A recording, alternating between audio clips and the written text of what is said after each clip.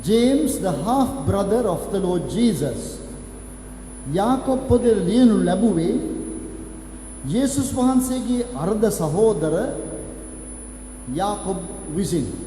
இந்த யாக்கோபு புத்தகமானது இயேசு கிறிஸ்துவினுடைய ஒருத்தாய் வயிற்று சகோதரனாகிய யாக்கோபினால் எழுதப்பட்டது.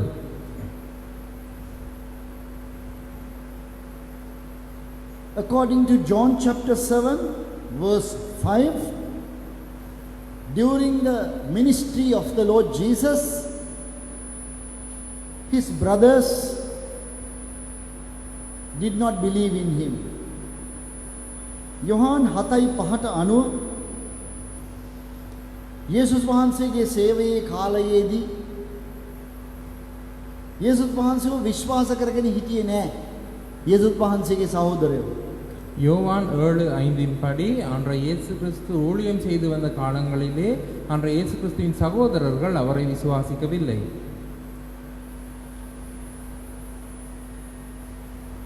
Most probably James was also among them, unbelieving brothers. Jacob කියන මනුස්සයාත් ඒ කියන්නේ සහෝදරයා මේ විශ්වාස නොකළ කණ්ඩායම අතරේ ඉඳ ඇති. யாக்கோபு என்கிற அவருடைய சகோதரனும் கூட இந்த விசுவாசியாத குழுவிலேயே இருந்திருக்கலாம்.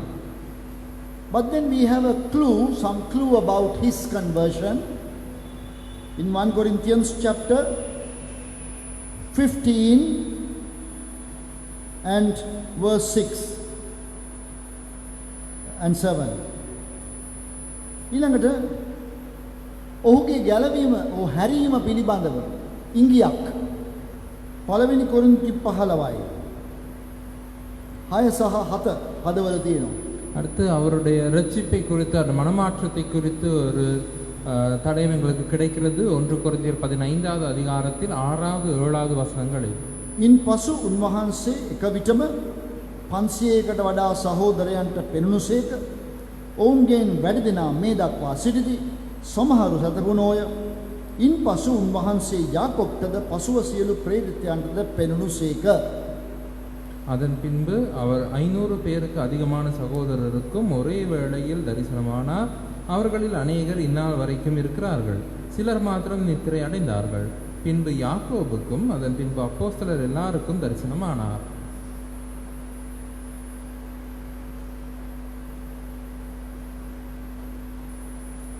Thereafter we read, after the Lord Jesus appeared to James, that this James became a leading figure in the church at Jerusalem. යේසුස් වහන්සේ මේ යාකොබ්ට ප්‍රකාශ වුණාට පසුව මෙන්න මේ යාකොබ් කියන තනත්තා යෙරුසලමේ සභාවේ ප්‍රධාන ස්ථානයක් හොබවපු බව අපිට පෙනෙනවා. அதன் பின்பு அன்றைய இயேசு கிறிஸ்து இந்த யாக்கோபுக்கு காட்சி அளித்ததன் பின்பு நாங்கள் பார்க்கின்றோம் இந்த யாக்கோபு எருசலேமில் இருந்த சபையிலேயே ஒரு முக்கிய அங்கத்தவராயிருந்தார் என்று. Galatians 2:9 ගලාති 2:9 கலாத்தியர் 2:9 Paul himself says that James, Cephas and John were like pillars of the church at Jerusalem. Paul තුමාම කියනවා යාකොබ්, කේපස් සහ යොහාන් යෙරුසලම් සභාවේ කණු වගේ සිටියයි කියලා. பவுல் அப்போஸ்தலனே சொல்லுகின்றார் யாக்கோபு, கேபா, யோவான் என்பவர்கள் அந்த சபையிலே தூண்களாய் இருந்தார்கள் என்று. ඔය සභාවේ කණු වගේ කියලා කියන කියමනත් ආවේ එතනින් තමයි එතකොට. சபையின் தூண்கள் என்ற கூற்றும் இந்த வசனத்திலிருந்து தான் வந்திருக்கிறது. And we have a reference, several references in the book of Acts also. ක්‍රියාපොතෙත් විවිධ අවස්ථාවල මේ පිළිබඳව ඔහුගේ භූමිකාව පිළිබඳව සඳහන් වෙනවා. அப்போஸ்தலர் நடபடிகள் புத்தகத்திலும் இவனை குறித்து நாங்கள் வாசிக்கின்றோம்.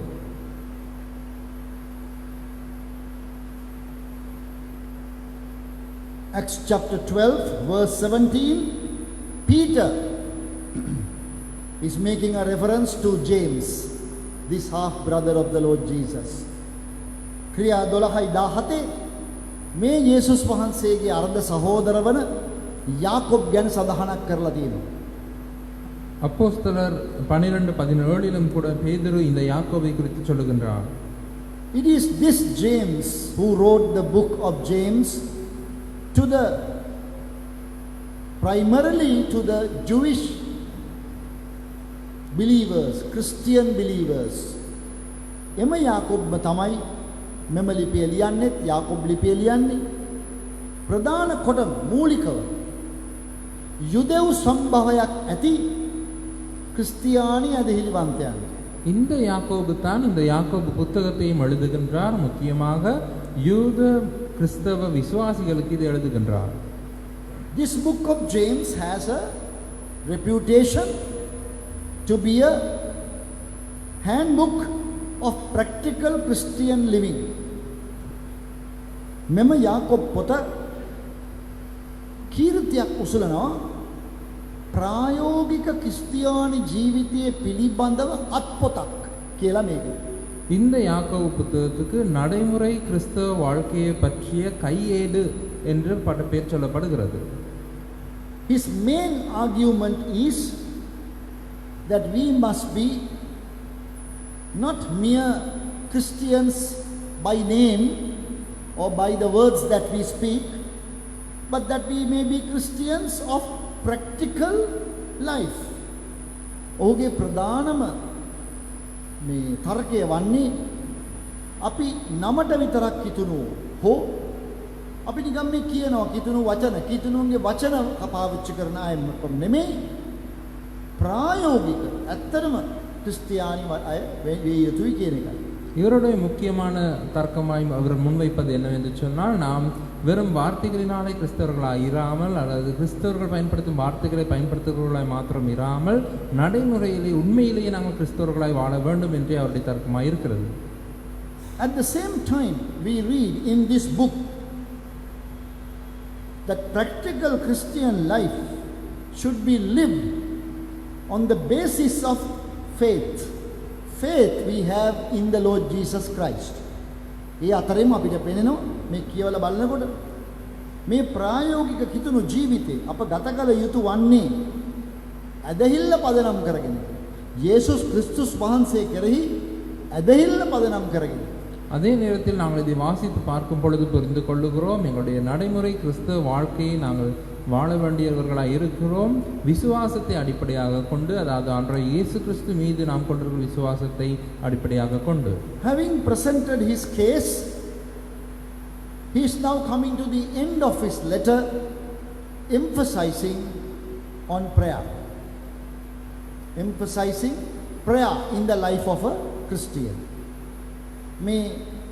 මේ විදියට තමාගේ තර්කය ඉදිරිපත් කරලා අන්තිමට පොතේ ලියවිල්ලේ මේ ලිපිය අවසන් කරනකොට ඔහු ක්‍රිස්තියානි අධිහිලිවන්තයෙකුගේ ජීවිතයේ යාඥාව කොපමණ වැදගත්ද කියන එක අවධාරණය කරනවා. இப்படியாக தன்னுடைய தர்க்கத்தை முன்வைத்து இந்த நிருபத்தின் முடிவு கடைசி பகுதிக்கு வரும் நேரத்திலே ஒரு விசுவாசியின் வாழ்க்கையில் ஜெபம் எவ்வளவு முக்கியத்துவம் வாய்ந்ததா இருக்கிறது என்று அவர் வலியுறுத்துகிறார். Please follow in your Bibles James chapter 5 starting at verse 13 as I read. කරුණාකර යාකොබ් 5:13 ඉඳලා මා කියවන කොටස බලා ගන්න. தயவுசெய்து நான் வாசிக்கும் பொழுது யாக்கோபு 5வது அதிகாரம் 13வது வசனத்திலிருந்து பார்த்து கொள்ளுங்கள். Is any among you afflicted? Let him pray. Is any merry? Let him sing psalms. Is any sick among you? Let him call for the elders of the church, and let them pray over him, anointing him with oil in the name of the Lord. And the prayer of faith shall save the sick, and the Lord shall raise him up. And if he have committed sins, they shall be forgiven him. Confess your faults one to another, and pray one for another, that you may be healed. The effectual fervent prayer of a righteous man availeth much. Elias was a man subject to like passions as we are.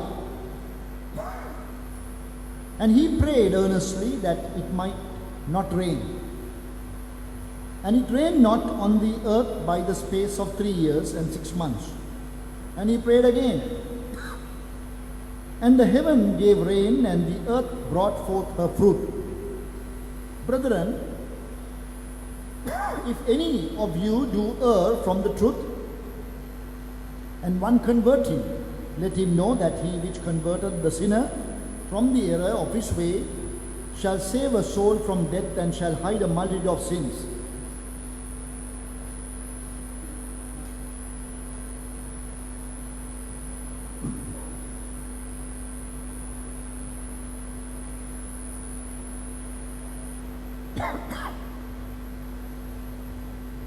We have in the opening verse for today, that is 13, an exhortation to pray and to sing. Prayer ministry and singing ministry. එහෙනම් අපිට පේනවා මේ අද ආරම්භයේදීම යාඥාවක් තියෙනවා, ගායනයක් තියෙනවා. ගායනා සේවයයි නැසම යාඥා සේවයයි ගායනා සේවයයි. இந்த வேத பகுதியின் ஆரம்பத்திலேயே 13ஆம் வசனத்திலே நாங்கள் பார்க்கின்றோம், ஜெபமும் இருக்கிறது, சங்கீதமும் இருக்கிறது. ஜெப ஊழியமும் இருக்கிறது, சங்கீத ஊழியமும் இருக்கிறது. As I mentioned last time, we see here a fivefold prayer, or prayer of 5 different groups of people. අපට මෙහි පෙන්නනවා මං ගිය වතාවේ කියපු විදිහට පස්වැදෑරුම් යාඥාවක්. කණ්ඩායම් 5කගේ යාඥාව තියෙනවා. கடந்த முறை நான் சொன்னது போல இந்த பகுதியிலே 5 விதமான ஜெபங்களை நாங்கள் பார்க்கிறோம். 5 குழுக்கள் செய்கின்ற ஜெபங்களை குறித்து பார்க்கின்றோம். 5:13 Is any among you afflicted? Let him pray. Prayer of the afflicted. පළවෙනි එක තමයි 5:13 යම් කෙනෙක් පීඩා විඳින්නේද ඔහු යාඥා කරාවා.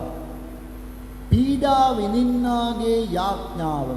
முதலாவது தான் 13ஆம் வசனத்திலே இருக்கிறது, உங்களில் ஒருவன் துன்பப்பட்டால் ஜெபம் பண்ண கடவன். துன்பப்படுகிறவனுடைய ஜெபம்.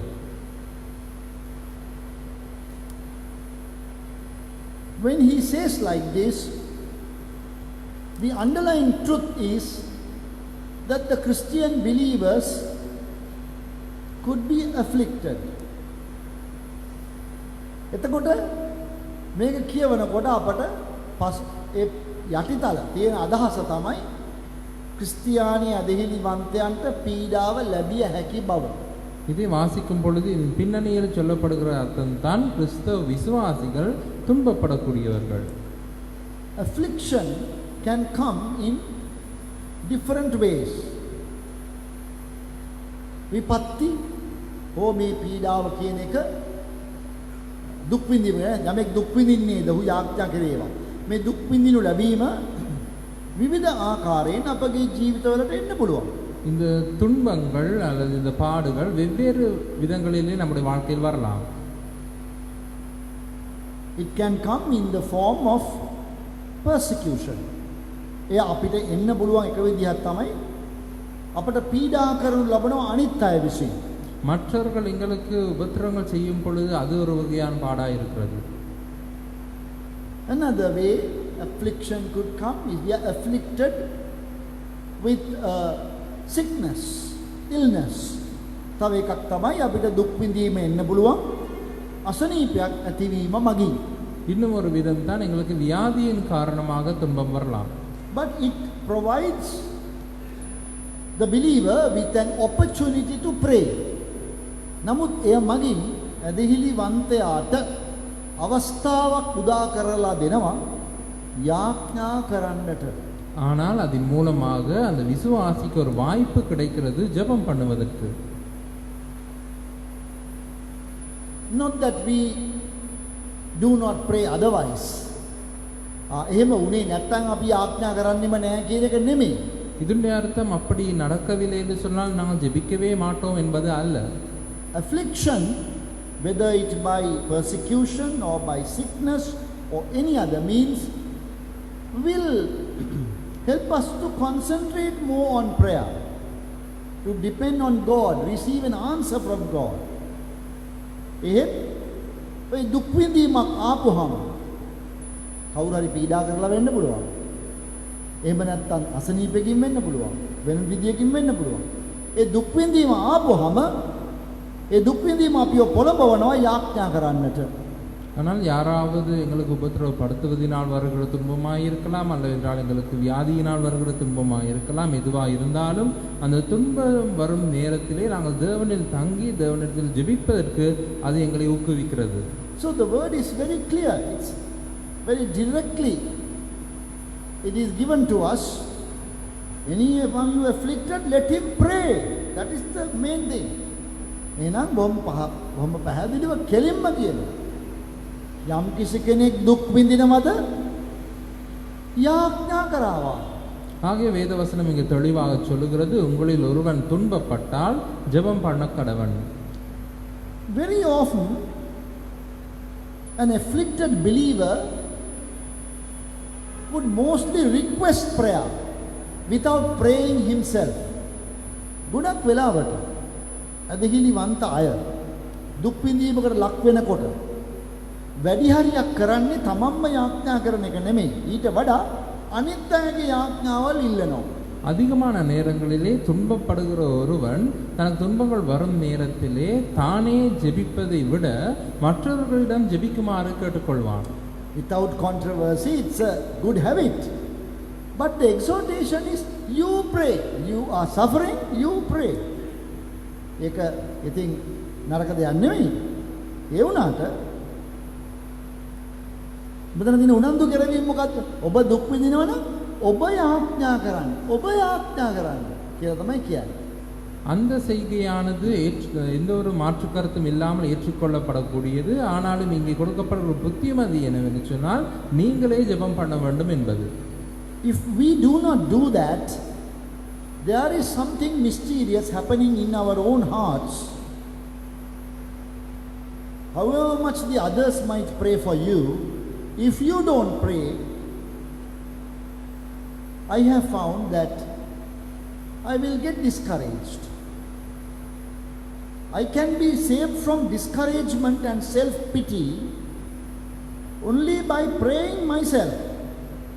මේක කෙරුවේ නැත්නම් අපි කොච්චර අනිත් අයගේ යාඥා ඉල්ලුවත් අපිම යාඥා කරන්න පටන් ගත්තේ නැත්නම් මම දැකලා දෙනවා මගේ ජීවිතේ අපි අධෛර්යමත් වෙනවා. අපි තමන් ගැනම අනේ මට වෙච්ච දේ කියලා කල්පනා කරන්න පටන් ගන්නවා. இதை நாங்கள் செய்யாமல் நானாகவே நான் ஜெபிக்காமல் மற்றவர்களிடம் வெறுமனே ஜெபிக்குமாறு கேட்டுக்கொண்டு மாத்திரம் இருப்பேனா இருந்தால் நான் இதை என் வாழ்க்கையிலே அனுபவித்திருக்கின்றேன். நான் சோர்ந்து போகிறவனா இருக்கிறேன். என் மீது சுய பரிதாபம் கொள்ளுகிறவனா இருக்கிறேன். This prayer of the afflicted we find in the book of Psalms several times. In many Psalms. මේ දුක් විඳින්නාගේ දුක්ඛිතයාගේ යාඥාව කියන එක ගීතාවලිය පොතේ අපි බොහෝ සෙයින් වාර ගණනක් දකිනවා. துன்பப்படுகிறவனுடைய ஜெபம் என்பதை குறித்து நாங்கள் சங்கீத புத்தகங்களிலே அநேக சங்கீதங்களில் அநேக தடவை காண்கிறோம். Psalm 5 and Psalm 6 ගීතාවලිය 5 ගීතාවලිය 6. சங்கீதம் 5 சங்கீதம் 6. Then Psalm 10 and Psalm 13 ගීතාවලිය 10 ගීතාවලිය 13. 10ஆம் 13ஆம் சங்கீதங்கள். Then Psalm 38 and Psalm 61 ගීතාවලිය 38 ගීතාවලිය 61. சங்கீதம் 38 சங்கீதம் 61. Psalm 69 Psalm 77 ගීතාවලිය 69 77. சங்கீதம் 69 சங்கீதம் 77. Psalm 86 Psalm 130 140. ඊළඟට ගීතාවලිය 86 130 140. சங்கீதம் 86 சங்கீதம் 130 சங்கீதம் 140. These are all examples of the prayer of the afflicted. මේ ඔක්කොම උදාහරණ මේ දුක් විඳින්නාගේ දුක්ඛිතයාගේ යාඥාව කියන එකට. இவை யாவுமே இந்த துன்பப்படுகிறவருடைய ஜெபம் என்பதற்கான உதாரணங்கள். So let us do that. Let us accept that exhortation. අපි අවවාදය පිළිගමු. ஆகவே இந்த புத்திமதியை நாங்கள் ஏற்றுக்கொள்வோம். On that point, one final verse is Philippians chapter 4 verse 7. ඒ ගැන අන්තිම පදයක් පිලිප්පි 4:4. அதை குறித்து கடைசியான ஒரு வசனம் பிலிப்பியர் 4:7.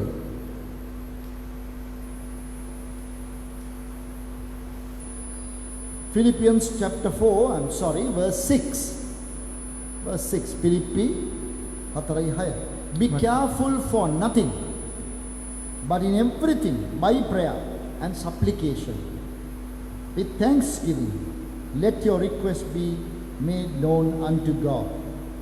නුඹලා කිසිවක් ගැන කනගාටු නොසිතා යාඥාවෙන්ද ඉල්ලීම් වලින්ද ස්තුති දීමෙන්ද නුඹලාගේ වමනාවල් දෙවියන් වහන්සේට දන්වා පල්ලා.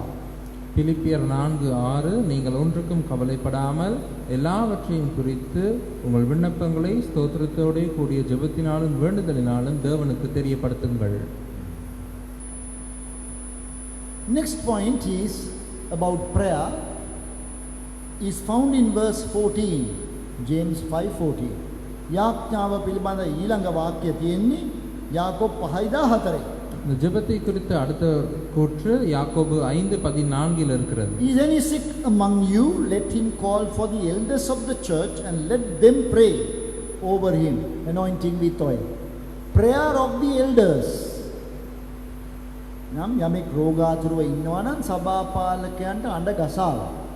ඔව් ඒ ස්වාමීන් වහන්සේ උඩ තෙල් ආලේප කෙරේව. එහෙනම් සභාපාලකයන්ගේ යාඥාව. உங்களில் ஒருவன் வியாதிப்பட்டால் அவன் சபையின் மூப்பர்களை வரவழைப்பானாக, அவர்கள் அவனுக்காக ஜெபம் பண்ண கடவர்கள். அதாவது சபை மூப்பர்களுடைய ஜெபம். Prayer of the elders here is a provision made available in the church, in a local church. යම් පළාත් සභාවක දෙවියන් වහන්සේ විසින් කර තිබෙන සැපයීමක් තමයි වැඩිමහල්ලන්ගේ යාඥාව කියන එක. ஒரு உள்ளூர் சபையிலே தேவன் செய்து வைத்திருக்கிற ஏற்பாடு தான் இந்த சபை மூப்பர்களுடைய ஜெபம். But it is used very seldom by believers. Either they don't care about it or they don't have such a provision in the church. නමුත් ඇදහිලිවන්තයෝ මේක භාවිත කරන්නේ බොහොම කලාතුරකින්. එක්කෝ ඔවුන් ඒ ගැන තැකීමක් නැහැ. එහෙම නැත්තම් ඒ සභාවේ එවැනි කටයුත්තක් කෙරෙන්නේ නැහැ සාමාන්‍යයෙන්. ஆனால் விசுவாசிகள் இதை மிக அரிதாகவே பயன்படுத்துகிறார்கள். அதற்கு காரணமாய் ஒன்று அவர்கள் அதை பொருட்படுத்தாமல் இருக்கலாம், இல்லை என்று சொன்னால் அப்படிப்பட்ட ஏற்பாடு உள்ளூர் சபையிலே இல்லாமல் இருக்கலாம். This sickness mentioned in verse 14 most probably should be a sickness that is fairly serious, not necessarily every cold and cough that we have. Of course nowadays a cold and a cough also has become a big problem. ඉතින් මේ මෙතන මේ කියන මේ යාඥා කිරීම මේ අසනීපය නිකන් සරල අසනීපයක් වෙන්නේ නැහැ කියලා තමයි මගේ කල්පනාව. සාමාන්‍ය කැසෙම්බ්‍රිස්සාවක් කියන එකක් නෙමෙයි කියලා. මොකද අද කාලේ කැසෙම්බ්‍රිස්සාවත් ටිකක් බරපතලයි කියලා කියනවා. නමුත් මේ ටිකක් ඊට වඩා ටිකක් බරපතල තත්වයකදී තමයි මේක කළ යුත්තේ කියන එක. இங்கே வியாதி என்று சொல்லப்பட்டிருப்பது நான் நினைக்கிறேன் சற்று பாரதூரமான ஒரு வியாதியை குறிக்கிறது. அல்லது என்று சொன்னால் சாதாரணமாக எங்களுக்கு வருகிற இந்த இருமல் தடிமன் போன்றவை அல்ல. இந்த காலங்களிலே இருமல் தடிமன் போன்றவையும் பாரதூரமாய் கருதப்பட்டாலும் கூட இங்கே சொல்லப்பட்டிருப்பது சற்று தீவிரமான வியாதியை குறிக்கிறது. When it says you call for the elders, means that you are not able to go to them because you are maybe sick and bedridden. දැන් මෙතන මේ සභාපාලකයන්ට අඬ ගසාවා කියනවා. මොකද අඬ ගහන්නේ? Tamanට යන්න බැරි නිසා. ඒ කට්ටිය ළඟට යන්න බැරි තත්ත්වයට තමන් පත් වෙලා අසනීප තත්ත්වයේ උග්‍ර වෙලා. இங்கே சொல்லப்படுகிறது சபை மூப்பர்களை வரவழைப்பானாக என்று. ஏன் வரவழைக்க வேண்டும்? அவனுக்கு எழுந்து போக முடியாமல் இருக்கிறபடினால், அவன் அவ்வளவா வியாதிப்பட்டு படுத்த படுக்கையாக இருக்கிறபடினால். Today, of course, we can say, call the elders. That means telephone the elders. අද අපිට කියන්න පුළුවන් මේ වැඩිමහල්ලන්ට කතා කරන්න. ටෙලිෆෝන් එකෙන් කතා කරන්න කියලාත් පුළුවන්. இன்று நாங்கள் சொல்லலாம் இந்த சபை மூப்பர்களை அழையுங்கள் என்று, அதாவது தொலைபேசியில் அழையுங்கள் என்று. But here you are calling for the elders for their physical presence with you. මෙතන වෙන්නේ ඔබ මේ වැඩිමහල්ලන්ට අඬ ගහනවා. ඔවුන් ශාරීරිකව ඔබ ළඟට එන්න කියලා. ஆனால் இங்கே என்ன சொல்லப்படுகிறது? நீங்கள் சபை மூப்பர்களை வரவழைக்க வேண்டும் என்று, அதாவது அவர்கள் உடல் ரீதியாக சரீர ரீதியாக அவர்கள் வர வேண்டும். And they will anoint the sick person, patient, with oil and pray. ඔවුන් තෙල් ආලේප කර යාඥා කරනවා. அவர்கள் அந்த வியாதிப்பட்டவன் மீது எண்ணெய் பூசி ஜெபிக்க வேண்டும். Now, practically, dear brothers and sisters, we have to talk about some negative aspects of this negative response to this verse. අපි ටිකක් සාකච්ඡා කරන්න ඕනේ මේ ඍණාත්මක ප්‍රතිචාර දිනවා මේ වගේ පදයකට. இப்படிப்பட்ட வசனங்களுக்கு எதிர்மறையான கருத்துக்கள் சொல்லப்படுகின்றன.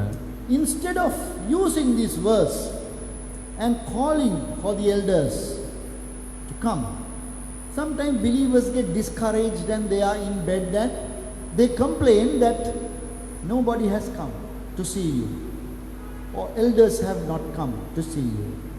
මෙතන වෙනවා මේක වෙන දෙයක්. මොකද්ද? සමහරට මේ අධීලිවන්තයා ඇඳේම දැන් ඉන්නවා අසනීප වෙලා. දැන් අධෛර්යයටපත් වෙලා. එයා බලාගෙන ඉන්නවා. එතකොට එයා කියනවා බලන්න මාව බලන්න කවුරුත් ආවේ නැහැ. වැඩිමහල්ලෝ ආවෙත් නැහැ කියලා කනගාටු වෙලා තමන් අධෛර්යමත් වෙනවා.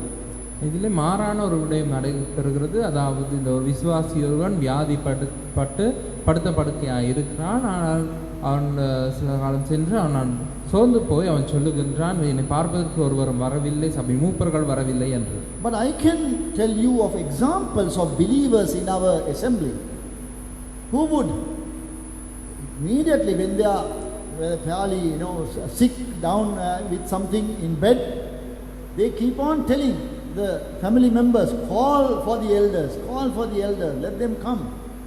ඉතින් මේ මම මට උදාහරණ කියන්න පුළුවන්. සමහර ඇදහිලිවන්තයෝ ඉඳලත් තියෙනවා ඉන්නවත් අසනීප වෙලා ඇඳට වැඩනොත් ඔවුන් ළඟ ඉන්න අයට කියන්නේ මොකද්ද? වැඩිමහල්ලන්ට එන්න කියන්නේ. எனக்கு இந்த சபையிலிருந்து உதாரணங்கள் சொல்லலாம். இப்படிப்பட்டவர்கள் இருந்திருக்கிறார்கள். அவர்கள் வியாதிப்படும் பொழுது அருகில் இருக்கிறவர்கள் சொல்லுவார்கள், சபை மூப்பர்களை வரவழையுங்கள் என்று.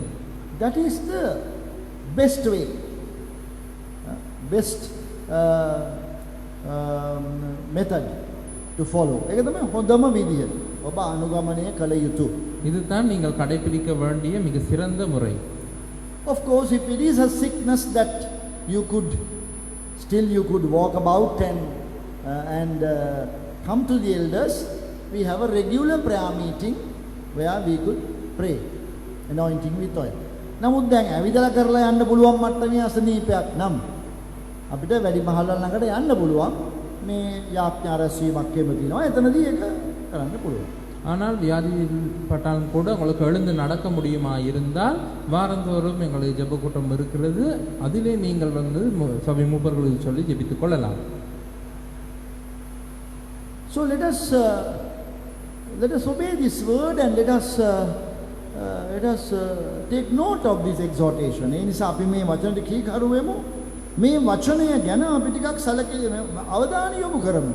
ஆகவே இந்த வசனத்துக்கு நாங்கள் கீழ்ப்படிவோம். இந்த வசனத்தின் மீது நாங்கள் கவனம் செலுத்துவோம். Anointing with oil.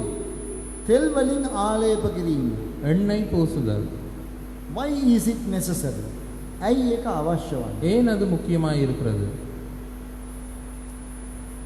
I do not know any other reason other than helping to increase one's faith. යම් කෙනෙකුගේ ඇදහිල්ල වැඩි කිරීම හැර වෙන හේතුවක් මම දන්නේ නැහැ තෙල් ආලේප කිරීමේ. ஒருவருடைய விசுவாசத்தை அதிகப்படுத்துவது என்றும் காரணத்தை தவிர வேறு எந்த காரணமும் எனக்கு தெரியாது.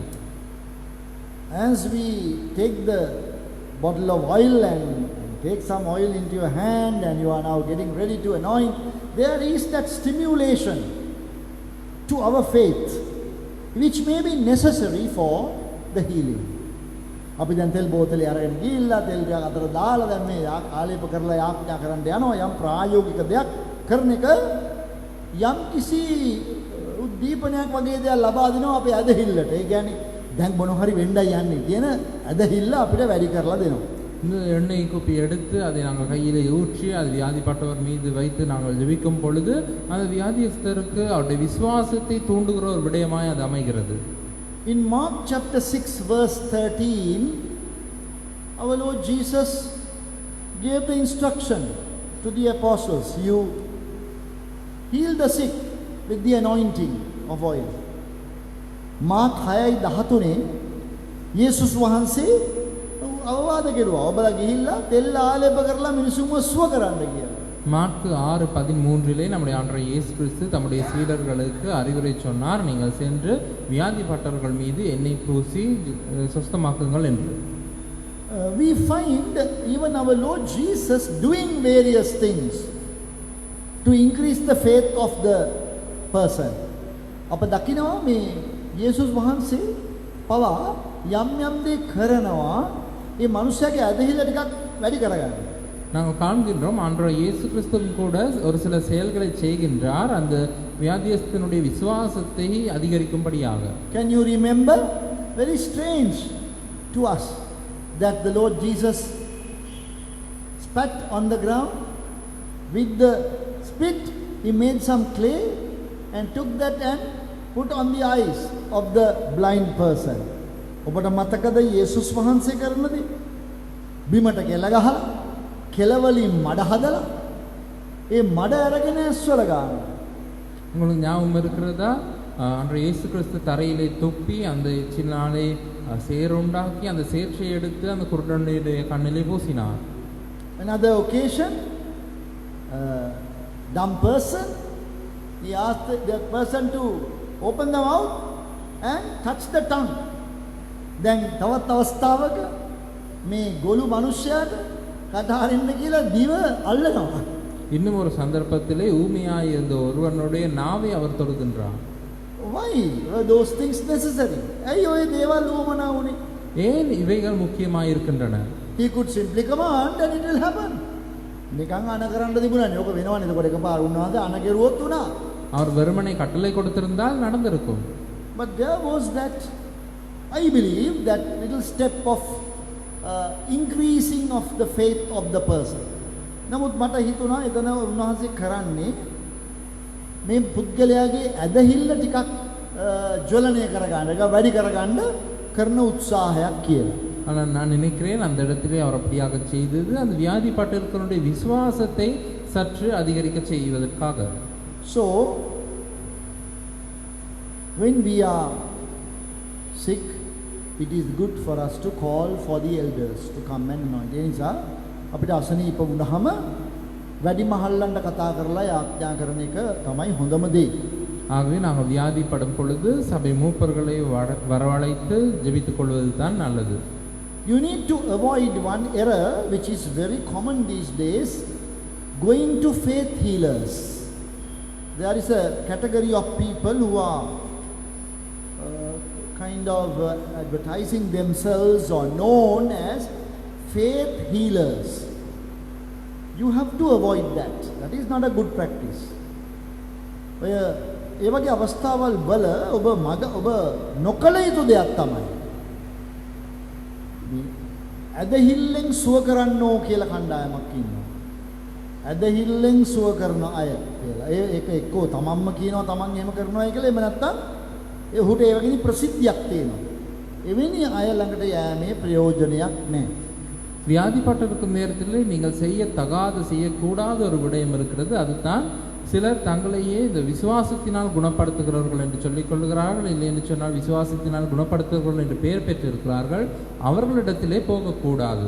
All over the world, these faith healers became very powerless and futile during the recent coronavirus. මේ ලෝකේ පුරාම ඔය දෙහිල්ලෙන් සුව කරන්නෝ කියන අයට බලයක් නැති බව තේරුණා මේ කොරෝනා වෛරස් එක කාලේ මේ තරම් හරදරයක් වෙලා ඔවුන් සද්ද නැතුව ඉන්න පටන් ගත්තා. உலகம் பூராவுமே இந்த விசுவாசத்தினால் குணப்படுத்துகிறவர்கள் என்று சொல்லிக் கொள்ளுகிறவர்களுக்கு எந்த ஒரு சக்தியும் இல்லை என்பது புலப்பட்டது.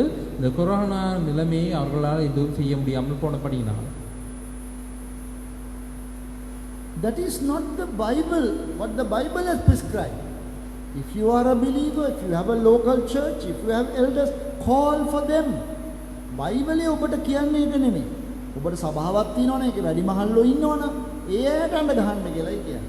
ஆனால் பரிசுத்த வேதாகம் உங்களுக்கு அதை சொல்லவில்லை. பரிசுத்த வேதாகம் உங்களுக்கு சொல்லுகிறது, உங்களுக்கு ஒரு சபை இருக்குமா இருந்தால், மூப்பர் இருப்பாராக இருந்தால் அவரை வரவழைத்து ஜெபித்துக் கொள்ளுங்கள் என்று. Then we'll go down to the next prayer in verse 16. Confess your faults one to another, pray one for another that you may be healed. One another's prayer, prayer of one another. අපි යමු ඊළඟ එකට 16 වෙනි පදේ. නුඹලාගේ වැරදි එකිනෙකාට කියාදී සුවේලාපන පිණිස එකිනෙකා උදෙසා යාඥා කරපල්ලා. එකිනෙකා උදෙසා කරන යාඥාව. அடுத்த வசனம் நாம் போவோம். 16வது வசனத்திலே, நீங்கள் சொஸ்தமடையும் படிக்கு உங்கள் குற்றங்களை ஒருவருக்கொருவர் அறிக்கையிட்டு ஒருவருக்காக ஒருவர் ஜெபம் பண்ணுங்கள். ஒருவருக்காக ஒருவர் செய்யும் ஜெபம்.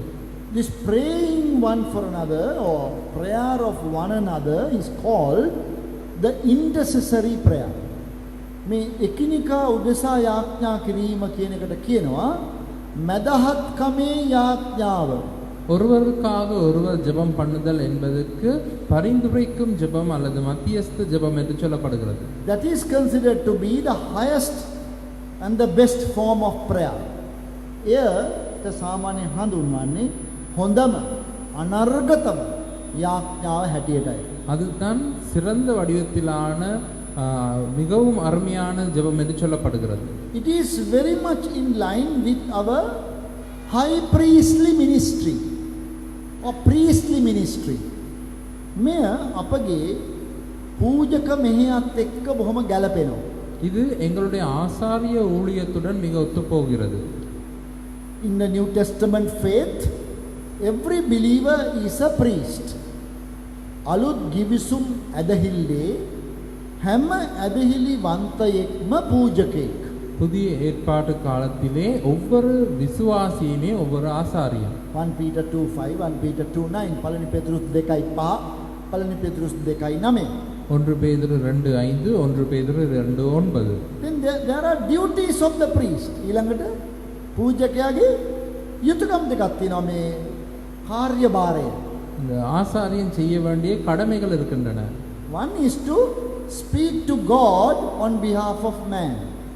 එකක් තමයි දෙවියන් වහන්සේට කතා කරනවා මනුෂ්‍යයා වෙනුවෙන්. මනුෂ්‍යයා වෙනුවෙන් දෙවියන් වහන්සේට කතා කිරීම. ஒன்று தான் மனிதன் சார்பாக மனிதனுக்காக தேவனிடத்தில் பேசுதல்.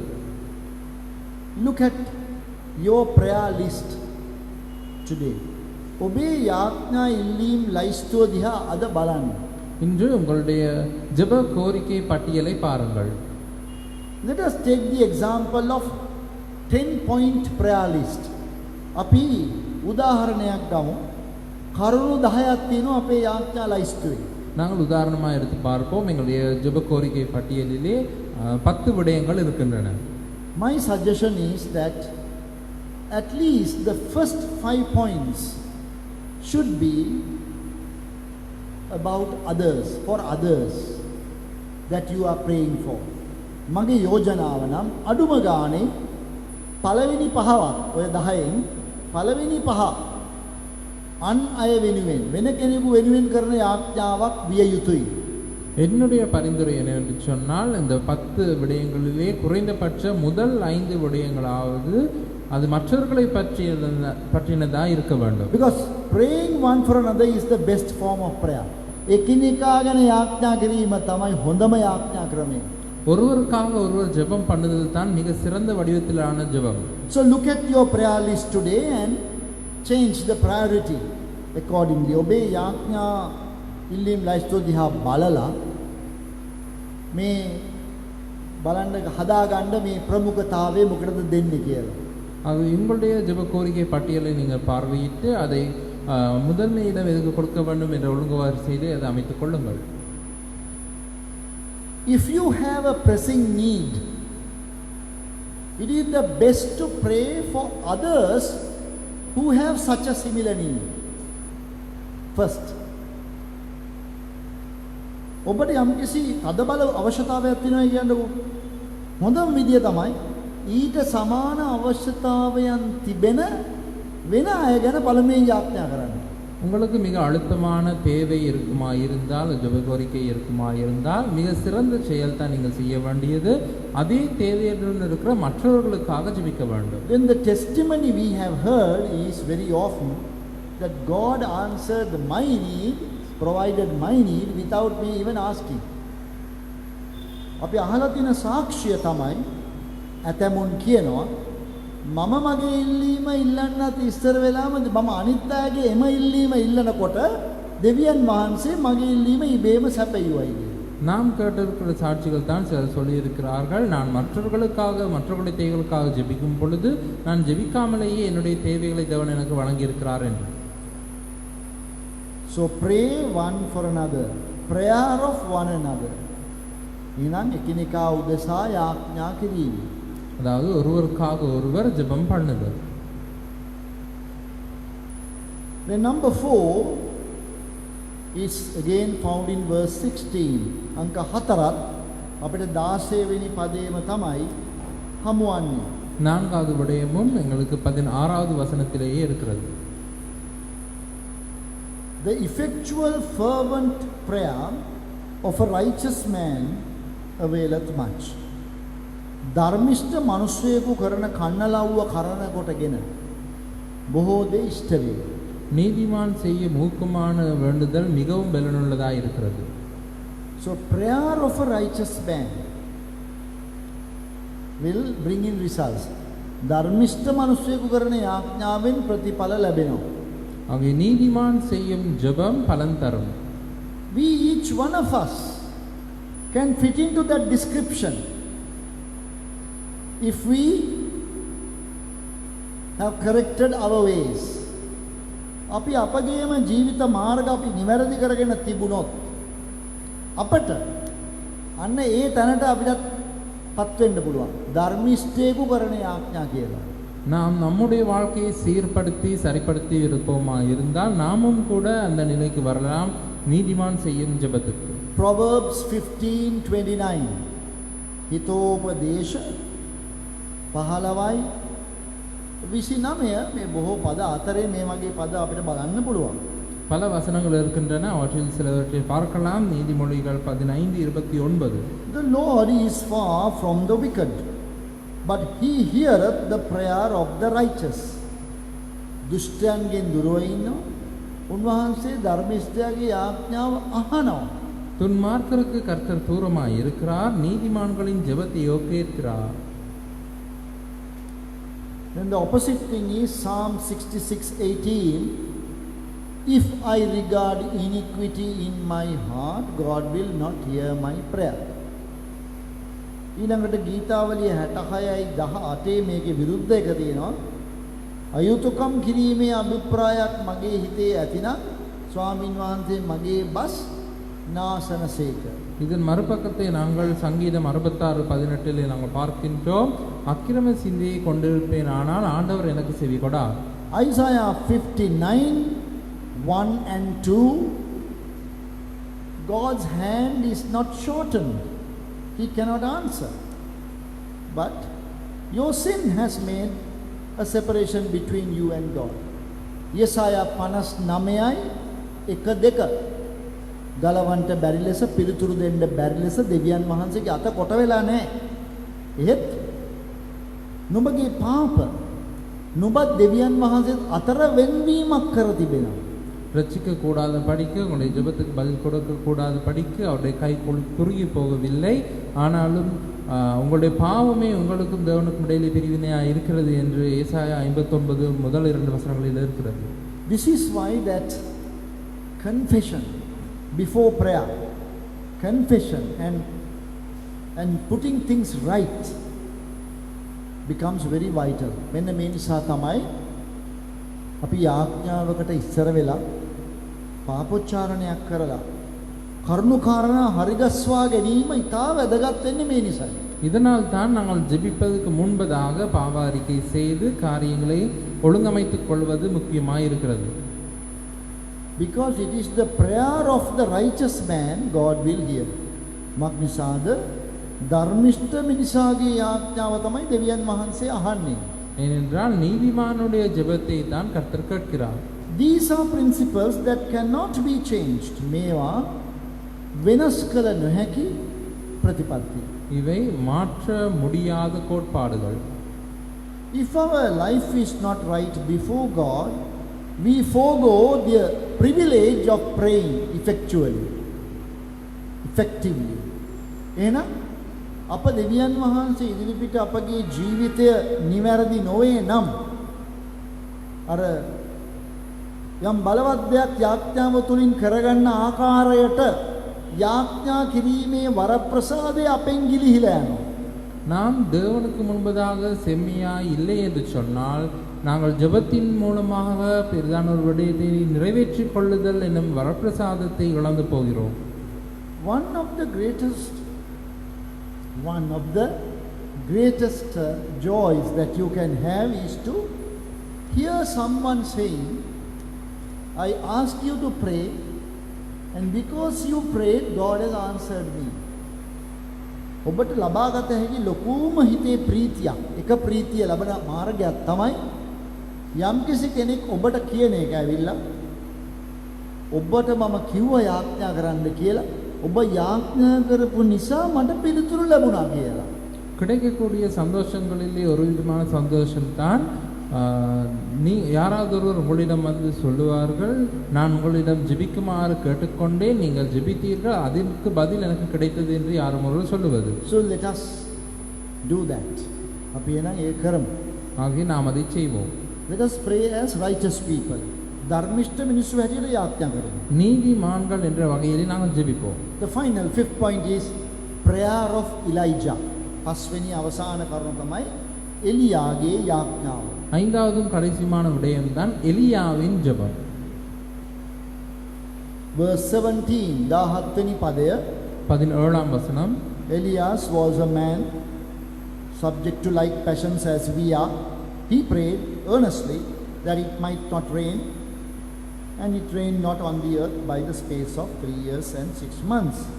So prayer of Elijah, I would like to divide into under 3 headings. එලියාගේ යාඥාව මම මාතෘකා 3කට බෙදන්න කැමතියි. இந்த எலியாவின் ஜெபத்தை 3 தலைப்புகளுக்கு கீழாய் பிரிக்க விரும்புகிறேன். It was a purposeful prayer. ඒක අරමුණක් මුල් කරගත්තු යාඥාවක්. அது குறிக்கோள் கொண்ட ஜெபம். First book of Kings chapter 16 30 to 33. පළවෙනි රාජාවලිය 16 30 ඉඳලා 33 වෙනකම්. 1 ராஜாக்கள் 16 30லிருந்து 33 வரை. It is James who tells us for the first time that Elijah prayed for the rain to stop, rain to cease. The rain should not come, rain should be withheld. අපිට කියනවා යාකොබ් තුමා තමයි කියන්නේ පළවෙනි වතාවට මේ එලියා යාඥා කරුවයි කියලා වැස්ස නවතින්න කියලා. වැස්ස නවතින්න කියන්නේ මේ වැස්ස වලකින්න කියලා. වැස්ස නැතුව නියමයක් එන්න කියලා. யாக்கோபு தான் முதல் தடவையில் எங்களுக்கு சொல்லுகிறார், எலியா தான் ஜெபம் பண்ணினான், மழை வராத படிக்கு அவன் ஜெபம் பண்ணினான் என்று. Old Testament scriptures, first book of Kings does not say that. පරණගිය සුමේ ලියවිල්ල ඒක අපිට කියන්නේ නැහැ. රාජාවලිය පොතේ එහෙම කියන්නේ නැහැ.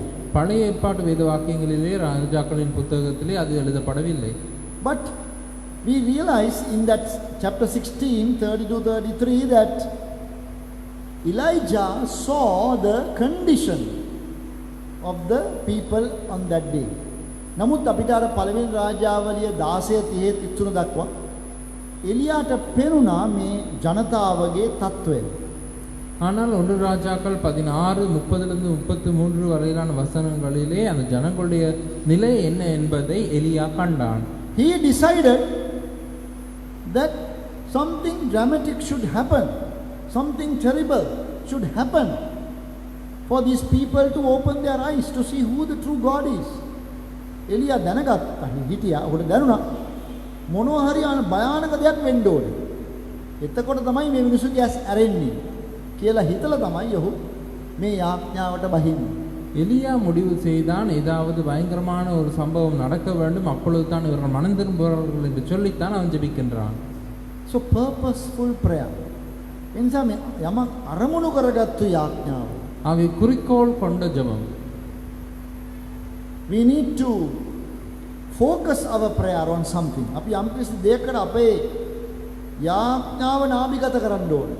நாங்கள் ஒரு விடயத்தை நம்முடைய இலக்காய் வைத்துக் கொள்ள வேண்டும் நம்முடைய ஜெபத்திலே. He decided that if God can withhold the rain, then I will get an opportunity to talk about God.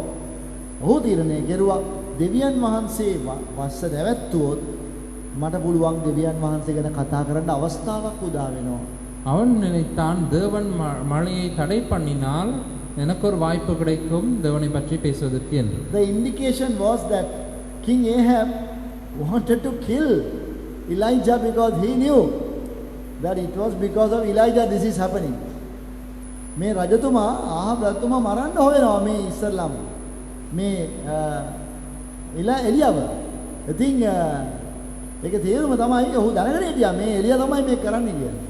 ஆனால் நாங்கள் பார்க்கின்றோம் இந்த ஆகாப் ஆரம்பத்திலேயே இந்த எலியாவை கொல்லுவதற்காக முயற்சி செய்கிறான். காரணம் ஆகாப் அரசன் அறிந்திருந்தான் எலியா தான் இவற்றுக்கெல்லாம் காரணம் என்று. It is because of this man's prayer, purposeful prayer, see, that this happened. එනිසා මේ මනුස්සයාගේ ඒ ආයම් අරමුණක් සහිත යාඥාවෙන් තමයි යොක උනේ. ஆகவே இவருடைய அந்த குறிக்கோள் நிறைந்த நோக்கம் நிறைந்த அந்த ஜெபத்தினால் தான் இது நடந்தது. Second is powerful prayer. දෙවෙනි එක තමයි බලවත් වූ යාඥාව. இரண்டாவது தான் வல்லமையான ஜெபம். That is 1 Kings chapter 17 verse 1. පළවෙනි රාජාවලිය 17:1. ஒன்று ராஜாக்கள் 17:1.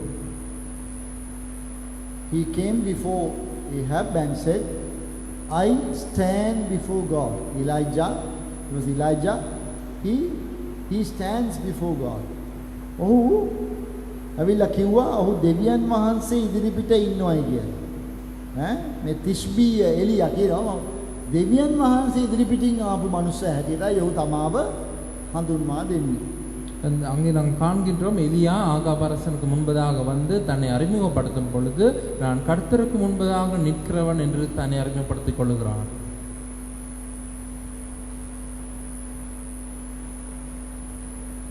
Elijah the Tishbite, who was of the inhabitants of Gilead, said unto Ahab, As the Lord God of Israel liveth, before whom I stand, there shall not be dew nor rain these years, but according to my word. See? But that was possible only because he prayed. The thing, ඔහු කියනවා මේ ආහාබ් රජුරන්ට කියනවා ස්වාමීන් වහන්සේ ජීවමාන බව සැබෑ වශයෙන් මා සේවය කරන ස්වාමීන් වහන්සේ ජීවමාන බව සැබෑ වශයෙන්ම මගේ වචනය හැර ආයෙ වැස්සක් ඉන්නේ නැහැ නුඹලට. එහෙම කියන්න පුළුවන් උනේ முதலாம் வசனத்தில் நாங்கள் பார்க்கிறோம் கீலேயாத்தின் குடிகளிலே திஸ்பியனாகிய எலியா ஆகாப்பை நோக்கி என் வாக்கின்படியே அன்றி இந்த வருஷங்களிலே பனியும் மழையும் பெய்யாதிருக்கும் என்று இஸ்ரவேலின் தேவனாகிய கர்த்தருக்கு முன்பாக நிற்கிற நான் அவருடைய ஜீவனை கொண்டு சொல்லுகிறேன் என்று சொல்லுகிறான். அது நடப்பதற்கு காரணம் அவன் ஜெபித்தபடியினாலே. How seldom in the Christian church era that we can find a person like that who has that authority from God. මේ ක්‍රිස්තියානි සභා යුගයේ ඒ වගේ බල අධිකාරීත්වයක් තිබෙන මිනිහෙක් දකින්න කොච්චර අමාරුද? ස්වාමින් වහන්සේගේ අධිකාරීත්වය ඇතුව ඒ විදිහට කියන්න පුළුවන් කෙනෙක් හොයාගන්න කොච්චර අමාරුද? இந்த கிறிஸ்தவ சபையின் காலத்திலே இப்படிப்பட்ட ஒரு மனிதனை கண்டுகொள்வது எவ்வளவு கடினமாக இருக்கிறது. தேவனுடைய அதிகாரத்துடன் இப்படியாக நடந்து கொள்ளக்கூடிய ஒருவன். Instead of that we have big liars who will say the earth will split along Gaul Road and it will be divided into two, and after 3 months nothing happens, then he will again come and say I prayed that God stop that. අපිට ඉන්නේ වගේ නෙමෙයි. අපිට ඉන්නේ මේ ඊට වඩා පුදුම විදිහේ වීරයෝ. ඉස්සල්ලා කියනවා මෙන්න අනාගත වාක්‍ය ගාලු පාර දිගේ මේ පැලෙනවා ලෝකය පොළොව. තැලිලා දෙකට වෙන් වෙනවා ගාලු පාර දිගේ කියලා මාස 3ක් විතර බලාගෙන ඉඳලා මොකුත් උන්නේ නැති කොට ඇවිල්ලා කියනවා මම යාඥා කරපු නිසා දෙවියන් වහන්සේක නැවැත්තුවා. ඔබලා බලාගනින්න. මම යාඥා කරලා ඒක කොහොමද නවත්තගත්තා වෙන්න තිබිච්ච දේ. ஆனால் எங்கள் மத்தியில் இருக்கிறவர்களோ பெரிதான பொய் உரைக்கிறவர்களாக இருக்கிறார்கள். அவர்கள் சொல்லுகிறார்கள் இந்த காலி வீதி ஊடாக இந்த பூமி இரண்டாக பிளவுபடும் என்று. அப்படி சொல்லி ஒரு 3 மாத காலம் பார்த்திருந்து எதுவும் நடக்காத நேரத்திலே வந்து அது நடக்காதபடி நான் ஜெபித்துக் கொண்டேன், ஆகவே தேவன் அதை தடுத்தார் என்று சொல்லுகிறார்கள். They are outright liars and deceivers. They touch you and say you have a cancer in the stomach. Next week they say I have prayed, now you are healed. And fools believe him. මෙන්න මේ වගේ ඉන්නවා බොරුකාර තනිකර තක්කඩි වැඩ කරන අය. බඩට අත තියලා කියනවා මට දැනෙනවා ඔබට පිළිකාවක් තියෙනවා. ඊළඟ සුමානේ ගියාම කියනවා මම යාඥා කරුවා දැන් මේ පිළිකාව හොඳයි කියලා. බලන්න මේ වගේ හොර තක්කඩි කියන ඒවා අහලා අපි කොච්චර මෝඩ වෙනවද මිනිස්සු, කොයිතරම් මෝඩද මේ මිනිස්සු කියලා හිතලා බලන්න. இப்படியாக பொய் சொல்லுகிறவர்கள் புழுகுகிறவர்கள் தான் நம் மத்தியில் இருக்கிறார்கள். அவர்கள் வயிற்றிலே கையை வைத்து சொல்லுவார்கள் உனக்கு புற்றுநோய் இருக்கிறது என்று. பிறகு மறுவாரத்திலே வந்து சொல்வார்கள் நான் உனக்காக ஜெபித்தேன், அது உனக்கு சுகமாயிற்று என்று. அதை கேட்கிறவர்களும் இதை நம்புகிறார்கள். பாருங்கள் எவ்வளவு முட்டாள்தனமாய் இருக்கிறார்கள் என்று. But Elijah was such a powerful man. எலியா කියන්නේ මහා බලවත් මිනිස්සෙක්. ஆனால் எலியா என்பவர் மிகவும் வல்லமையான ஒருவன். Then we have prevailing prayer. Third one is prevailing prayer. තුන්වෙනි එක අපිට තියෙනවා prevailing prayer. ඒ කියන්නේ අත්නෑර පිළිතුර ලැබෙන ජය ගන්න තුරු යාඥා කරන මිනිස්සයා. விடாமல் இடைவிடாமல் ஜெபிப்பதை நாங்கள் அடுத்ததாய் காண்கின்றோம். 1 Kings 18:42 and 45. පළවෙනි රාජාවලිය 18යි 42යි 45යි. 1 ராஜாக்கள் 18, 42, 45. Knelt down on Mount Carmel and kept his head between the knees and prayed. ඔහු කන්දර නැගලා කර්මෙල් කන්දර ධනිස් දෙක අතරේ ඔළුව ඔබාගෙන යාඥා කරගෙන ගියා. அவன் கர்மேல் மலையிலே ஏறி தன்னுடைய தலை தன்னுடைய முழங்காலில் பட குனிந்து ஜெபம் பண்ணி கொண்டு போனான். Today we say the physical posture is not important, but try to do that. It's very difficult to do, right? It's very difficult to do. I think අපි කියයි අද අපි යාඥා කරන ඉරියව්වෙම වැඩක් නැහැ කියලා. ඒ වුණාට ඒක කරලා බලන්නකො පුළුවන්ද කියලා. හරි කරන්න බෑ, හරි අමාරුයි. අපි කොන්ද උලුක් වෙනවා, කොන්ද ගන්නවා, විනාඩියක්වත් අත්පදයක් ගානක්වත් ඉන්න බෑ. ඒ විදිහට. நாங்களோ என்றால் இன்று சொல்லுவோம் ஜெபம் பண்ணுவதற்கு உடல் நிலை எப்படியா இருக்க வேண்டும் என்று அவசியம் இல்லை என்று. ஆனால் இது செய்து பாருங்கள், அப்பொழுது புரியும் இது செய்வதற்கு எவ்வளவு கடினம் என்று. So it is good to pray through that. You pray, and he was not willing to get up, and God had to send rain. බලන්න මේ වගේ යාඥා කරන්නට කොච්චර හොඳද කියලා නේද? ඒ වගේ ආත්ම ශක්තියක් අවශ්‍යයි. ඔහු නැගිටින්න කැමති වුණේ නැහැ එනකන් උත්තරේ. දෙවියන් වහන්සේට සිදු වුණා රැස්සක් එවන්න අන්තිමට. பாருங்கள், இப்படிப்பட்டவர்கள் எங்களுக்கு தேவை. அவன் பதில் கிடைக்கும் வரை ஜெபத்தை நிறுத்த விரும்பவில்லை. அவன் தொடர்ந்து ஜெபித்துக் கொண்டிருந்தான். தேவன் பதில் கொடுத்தே ஆக வேண்டும் என்று இருந்தது. So that is prevailing prayer. ඒක තමයි ජය ගන්න යාඥාව. அதுதான் நிலை நிற்கின்ற இடைவிடாத ஜெபம். So that is the note on which he is finishing the book. James is finishing the book. ඒ විදිහේ වචනකින් තමයි ඔහුගේ පොත අවසන් කරන්නේ මේ යාකොබ්තුමා. இப்படிப்பட்ட வார்த்தைகளுடன் தான் இந்த புத்தகத்தை யாக்கோபு முடிக்கின்றார். Actually the final ending is in verse 19 and 20. අන්තිමටම කෙලවර වෙන්නේ 19 20 පදවල. உண்மையிலே 19ஆம் 20ஆம் வசனங்களுடன் தான் அது முடிகிறது. That believers can go wrong, err from the truth. And you are supposed to convert that person back. 19 20යි මෙතන තියෙනවා අදීලිවන්තයෝ සත්‍යයෙන් මුලා වෙලා යනවා. සත්‍යයෙන් මුලා වෙලා ගියම ආපහු හරව ගන්න කියලා කියනවා යා. 19ஆம் 20ஆம் வசனங்களிலே நாங்கள் காண்கின்றோம் விசுவாசிகள் சத்தியத்தை விட்டு விலகி மோசம் போக வாய்ப்பு இருக்கிறது. அப்படியாக அவர்கள் விலகி செல்லும் நேரத்திலே அவர்கள் மீண்டுமாக திருப்பிக் கொள்ளுங்கள் என்று சொல்லுகிறார். We should not go after that man and get ourselves into the error. We must try to convert him. අපිත් ඒ මනුස්සයා පස්සෙන් ගිහිල්ලා ඒ වැරද්දටම අපිත් වරෙන්නේ නැතුව ඒ මනුස්සයව හරව ගන්න බලන්න ඕනේ. நாமும் அவருக்கு பின்னால் சென்று அதே தவறை நாங்கள் செய்யாமல் அவரை எங்கள் பக்கம் திருப்பிக் கொள்ள வேண்டும். Let us pray. අපි ආඥා කරමු. நாங்கள் ஜெபம் செய்வோம். Our gracious loving heavenly Father, we thank you for the time of Bible study. Lord, whatever we were able to glean from thy word, we pray would be a blessing to us and for our spiritual strengthening. Now, Lord, we pray for one another. We thank you for the healing given to Sister Beulah. Complete the work of healing. We pray for the surgery of the little baby, Jeshuran. Lord, heal the feet of this baby and the other difficulties he has. We thank you for answering our prayer concerning your people in different situations. Lord, we thank you for healing and answering our prayer. We pray for the ministry during the weekend. Be with thy servants who are ministering the word, and also those who would be traveling from here to different places with the word of God. They may go with weeping, but they may come back with rejoicing and singing. We pray that you will be with every one of them. Loving Father, we thank you that we have been able to go through the book of James briefly and guide and direct us regarding the coming days of Bible study. We pray with thanksgiving in the name of our loving Savior, the Lord Jesus Christ. Amen.